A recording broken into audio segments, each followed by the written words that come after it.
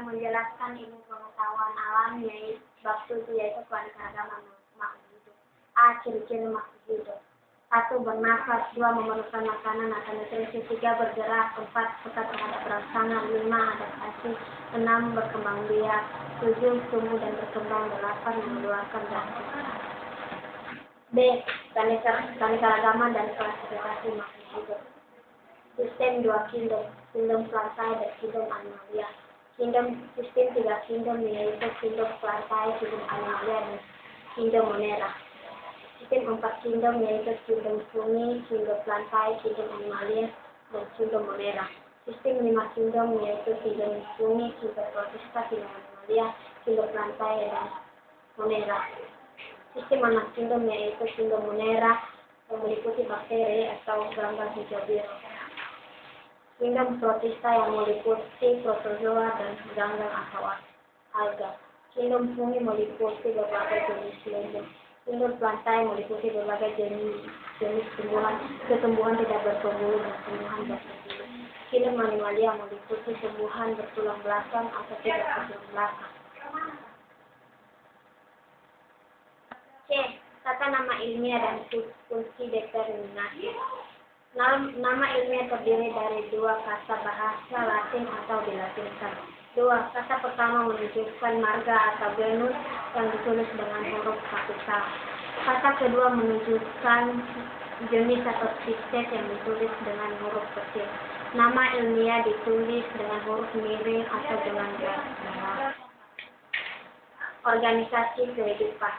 1. Struktur dan struktur sel. Meliputi membran sel, protoplasma, inti sel. Jaringan pada hewan dan manusia. A. Jaringan episel. B. Jaringan nikat. C. Jaringan nikat. D. Jaringan saraf. 3. Jaringan pada tumbuhan. A. Jaringan epidermis. B. Jaringan parenkim. C. Jaringan penuat. D. Jaringan pengangkut. Organisasi organ pada hewan dan manusia. Organ merupakan sekumpulan jaringan yang memiliki fungsi dan struktur yang sama. 5. Organ pada tumbuhan. Organ utama tumbuhan terdiri dari akar, batang, dan daun. 6. Sistem organ. Organisasi dari beberapa organ ini disebut sistem organ. Makhluk hidup mempunyai ciri khusus yang membedakan dengan makhluk tak hidup dan benda mati. Ciri-ciri makhluk hidup adalah bernafas, memerlukan makanan, bergerak, peka terhadap rangsangan, adaptasi, berkembang biak, tumbuh dan berkembang, dan mengeluarkan zat sisa. Makhluk hidup yang ada di bumi sangat beraneka ragam. Keanekaragaman berarti terdapat perbedaan ciri dan sifat makhluk hidup yang berlainan jenis. Sedangkan variasi adalah terdapat perbedaan ciri dan sifat makhluk hidup yang sejenis. Untuk memudahkan mempelajari makhluk hidup yang beraneka ragam, dibuat sistem pengelompokan atau klasifikasi.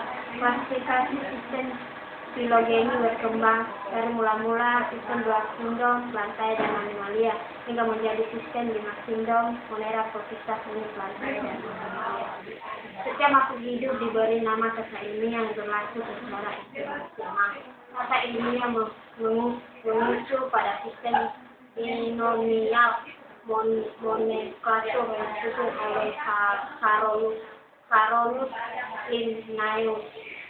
Pada sistem klasifikasi, setiap makhluk hidup mempunyai tingkatan faktor berdasarkan persamaan dan perbedaan ciri dengan makhluk hidup yang lain. Untuk menentukan nama jenis atau tingkatan faktor, suatu makhluk hidup dapat menggunakan fungsi determinasi. Organisasi kehidupan merupakan urusan tingkatan organisasi pada makhluk hidup, yaitu makhluk hidup yang tersusun atas sel. Sel-sel yang mempunyai bentuk dan fungsi yang sama akan membentuk jaringan. Beberapa jaringan membentuk organ dan beberapa organ menyusun sistem organ. Sel-sel yang menyusun makhluk hidup mempunyai struktur dasar yang sama, yaitu terdiri dari sel, sitoplasma, dan sel. Selain itu, sel mempunyai organela, terdiri dari misalnya mitokondria, retikulum, endoplasma, ribosom, plastisida, vakuola, dan badan Golgi dari lisosom. Jaringan merupakan sekelompok sel yang mempunyai bentuk dan fungsi yang sama. Contoh jaringan pada hewan dan manusia adalah epitel, ikat, otot, dan saraf.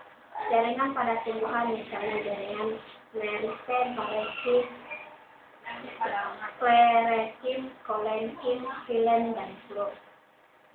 Beberapa jaringan bekerjasama organ.